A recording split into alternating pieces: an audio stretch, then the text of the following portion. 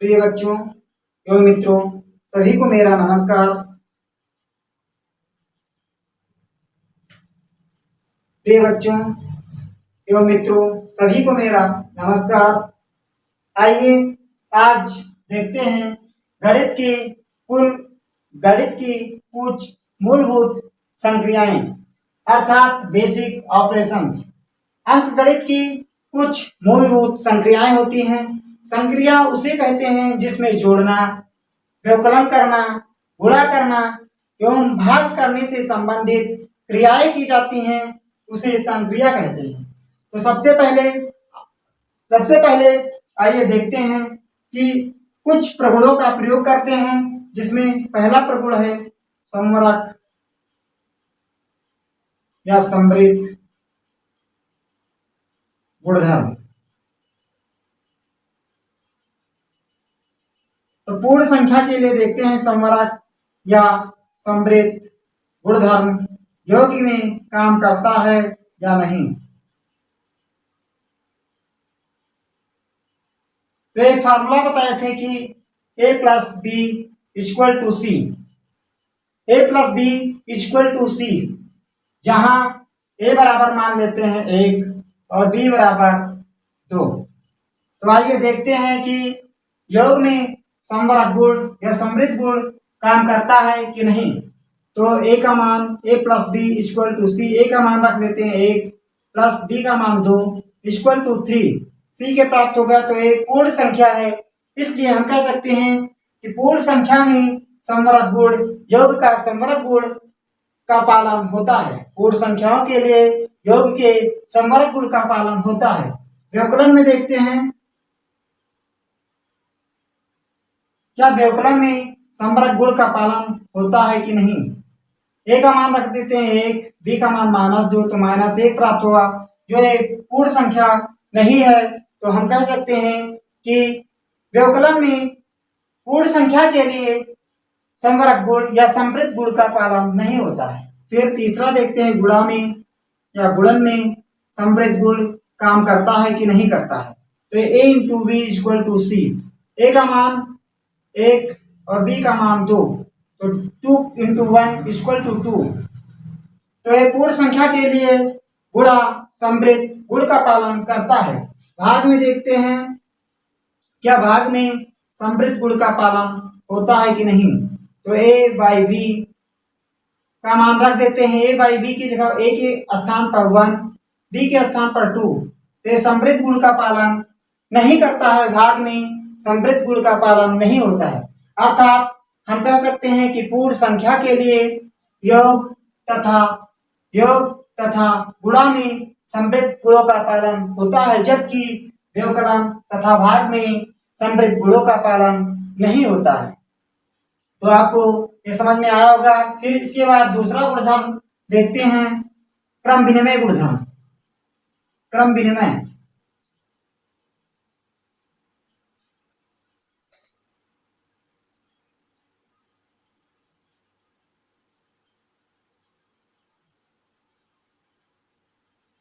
क्रम विनिमय का मतलब होता है कि स्थान का स्थानांतरण, स्थान को परिवर्तन कर देना क्रम विनिमय कहलाता है।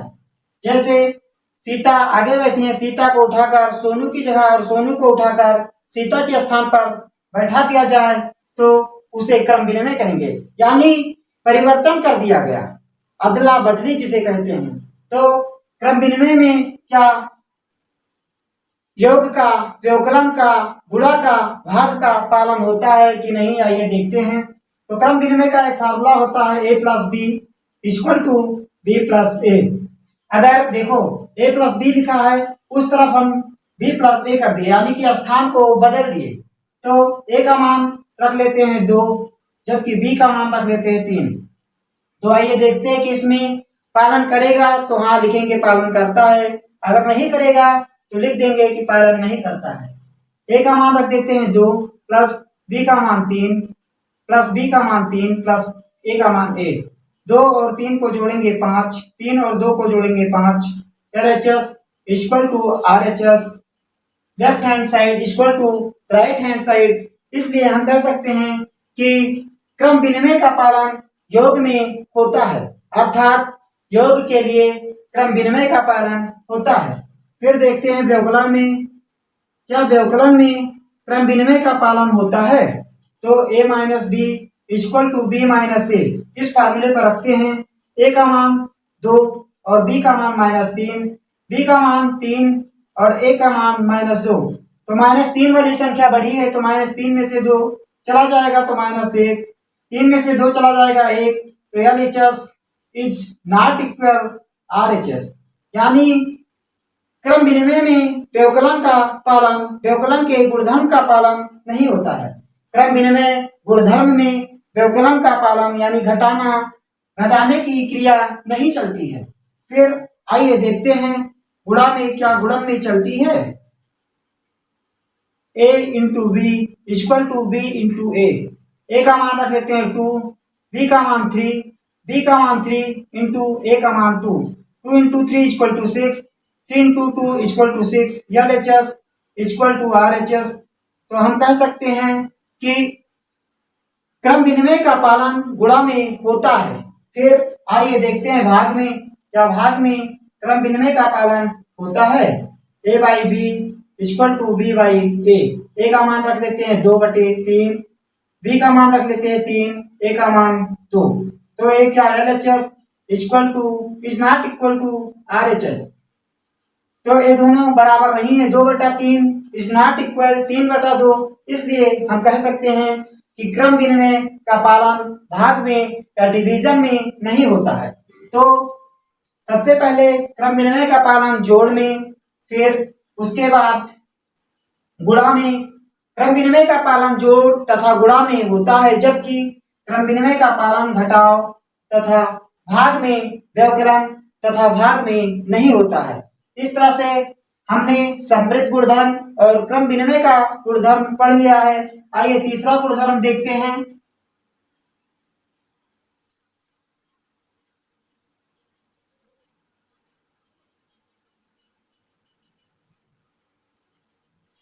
तीसरा गुणधर्म है साहचर्य गुणधर्म।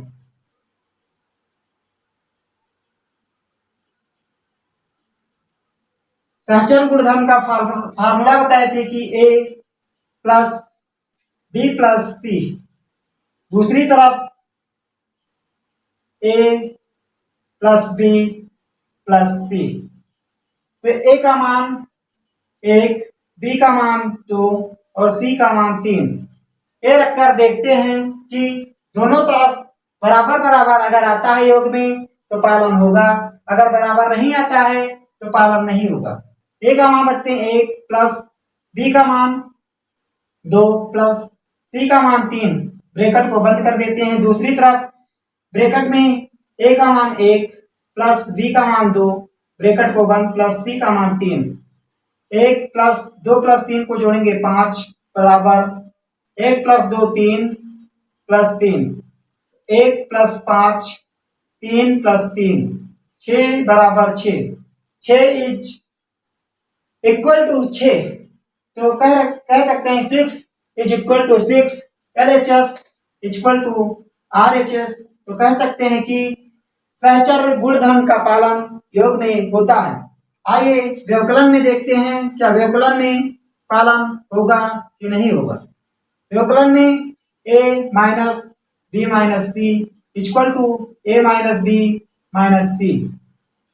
a का मान रखते हैं 1, माइनस का निशान लगाते हैं, b का मान रखते हैं 2, c का मान 3, इस तरफ 1 माइनस 2 और माइनस 3, 1 माइनस 2 माइनस 3, तो माइनस 3 में से 2 चला जाएगा -1 इक्वल टू 1 माइनस 2 में से 1 चला जाएगा -1 -3। हल करते हैं 1, माइनस ब्रैकेट के इस ओर है तो माइनस माइनस का गुणा प्लस हो जाएगा 1 -1 और माइनस का गुणा हो जाएगा -3। ठीक, तो 1 1 2 इक्वल टू -3 और -1 इक्वल टू -4। तो LHS equal to is not equal to RHS। हम कह सकते हैं कि व्यवकलन में सहचर्य के गुणों का पालन नहीं होता है। व्यवकलन में सहचर्य के गुणों का पालन नहीं होता है।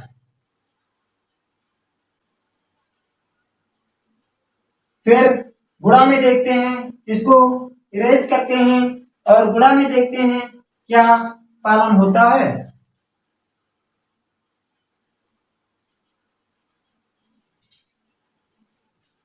A into B into C equal to A into B, एक ब्रैकेट में दूसरे में सी।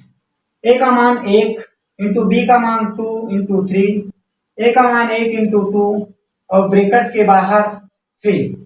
तो 1 गुणे 2 का गुणा 3 से करेंगे 6 बराबर 1 का गुणा 2 से और 3, तो 2 3 6 कम 6 equal to 2 3 6 LHS equal to RHS। तो कह सकते हैं कि सहचर्य गुण का पालन, सहचर्य के गुणों का पालन गुणा में होता है। सहचर्य गुण भाग में नहीं चलता है, बस व्यवकलन, योग और गुणा में, जबकि ज्यादातर सहचर्य के गुणों का प्रयोग हम गुणा में ही करते हैं। इसलिए सहचर्य के गुणधर्म, गुणा का गुणधर्म का पालन होता है। अगला देखते हैं कि योज्य प्रतिलोम। योज्य प्रतिलोम, ऐसी दो संख्याएं, योज्य प्रतिलोम उसे कहते हैं ऐसी दो संख्याएं जिन्हें जोड़ने पर हमें शून्य प्राप्त हो जाए तो उसे योज्य प्रतिलोम कहते हैं। ऐसी दो संख्याएं जिन्हें जोड़ने पर हमें शून्य प्राप्त हो जाए तो उसे योज्य प्रतिलोम कहते हैं। जैसे +5 का योज्य प्रतिलोम, 5 का योज्य प्रतिलोम होगा -5। यदि इस संख्या को जोड़ा जाए तो हमें 0 प्राप्त हो जाएगा। 5 प्लस -5 इक्वल टू क्या प्राप्त होगा पता नहीं है, तो 5 प्लस माइनस का गुणा -5 इक्वल टू 0। यदि हमें किसी संख्या को जोड़ने पर 0 मिल जाता है तो उसे योज्य प्रतिलोम कहते हैं। जैसे दूसरी संख्या लेते हैं -3/4 का योज्य प्रतिलोम क्या होगा, तो -3/4 का योज्य प्रतिलोम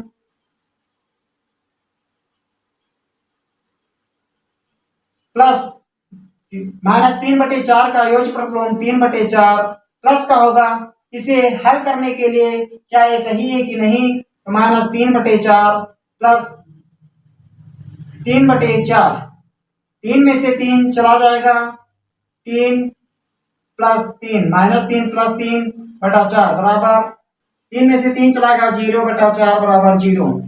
तो हमें 0 प्राप्त हो गया। इसलिए योज्य प्रतिलोम किसी संख्या को जोड़ने पर 0 प्राप्त हो जाता है।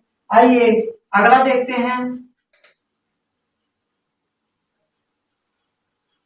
इसीलिए शून्य को योज्य प्रतिलोम कहा जाता है। अगला देखते हैं गुणात्मक प्रतिलोम।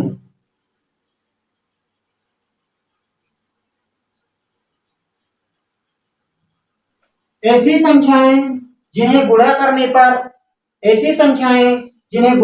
पर हमें गुणनफल 1 प्राप्त हो जाए तो उसे गुणात्मक प्रतिलोम कहते हैं। जैसे कोई संख्या है a इंटू 1 से गुणा किए तो हमें a प्राप्त हो गया, तो इसे जो 1 है यही गुणात्मक प्रतिलोम है।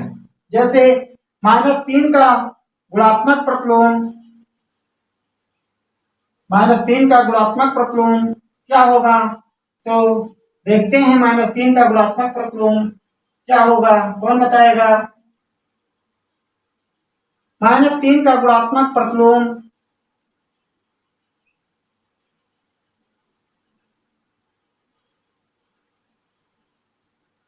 (1/3) माइनस का 1/3 होगा। 5 का गुणात्मक प्रतिलोम 1/5 होगा। यदि इस संख्या को गुणा किया जाए तो हमें 1 प्राप्त हो जाएगा। देखो -5 इंटू 1/5 माइनस नहीं 5 इंटू 1/5, 5 से 5 कट गया, 1 प्राप्त होगा। तो यही गुणात्मक प्रतिलोम है। ठीक, एक को गुणात्मक तत्समक या गुणात्मक प्रतिलोम कहते हैं। इसी के साथ हमने क्या क्या सीखा, समृद्ध गुण, क्रम विनिमय गुणधर्म, फिर उसके बाद सहचर्य गुणधर्म, फिर योज्य तत्समक, फिर गुणात्मक प्रतिलोम। 5 गुणधर्म को हमने सीख लिया है। जो परीक्षा की दृष्टि से बहुत ही महत्वपूर्ण है। इसी के साथ अपनी वाणी को विराम देते हैं। धन्यवाद।